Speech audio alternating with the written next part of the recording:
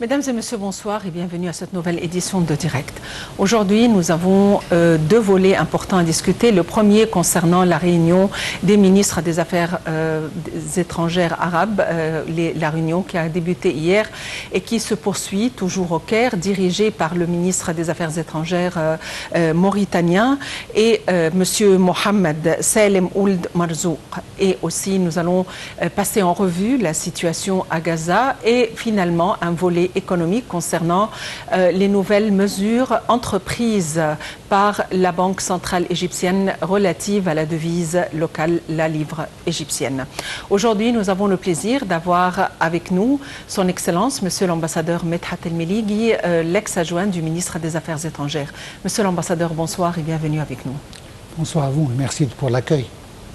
Monsieur l'ambassadeur, tout d'abord, les travaux de la 161e session régulière du Conseil de la Ligue arabe au niveau des ministres des Affaires étrangères s'est tenue hier au Caire et les travaux se poursuivent dirigés par la Mauritanie ou le représentant de la Mauritanie qui est le ministre des Affaires étrangères, Monsieur Mohamed Salem Ould Marzouk, et avec la participation évidemment du secrétaire général de la Ligue arabe, Ahmed Aboulghit.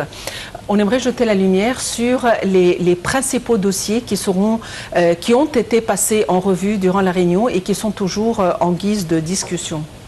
Je pense que la question palestinienne est le volet le plus important de cette réunion qui vient dans un moment assez critique. Certainement, le but était au début pour préparer pour le sommet qui se déroulera à Bahreïn en mai. Mais certainement la question palestinienne impose sur la scène et on est tous là pour en discuter, certainement à côté d'autres projets et d'autres décisions ou déclarations en ce qui concerne la Syrie, ce qui concerne le Liban, et toujours comme un dénominateur commun, c'est la présence israélienne ou les attaques israéliennes dans tous ces pays. Alors, il est nécessaire de montrer à quel point il y a une solidarité arabe avec le peuple palestinien. Ce n'est plus contre Hamas comme Israël le prétendait au début, mais c'est un génocide commis contre le peuple palestinien en sa totalité.